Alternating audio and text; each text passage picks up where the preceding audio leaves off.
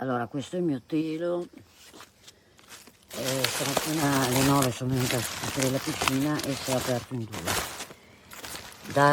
Dava già segni di sedimento, in quanto vedete tutti i perulini, poi i vari strappi, ce n'è uno qua mi sembra, esatto. Vari strappi qua, tenuto sempre all'ombra, tolto dalla piscina, e quindi tenuto sempre all'opera d'arte.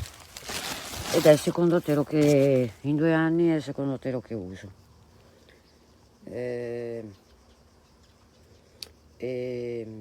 Basta.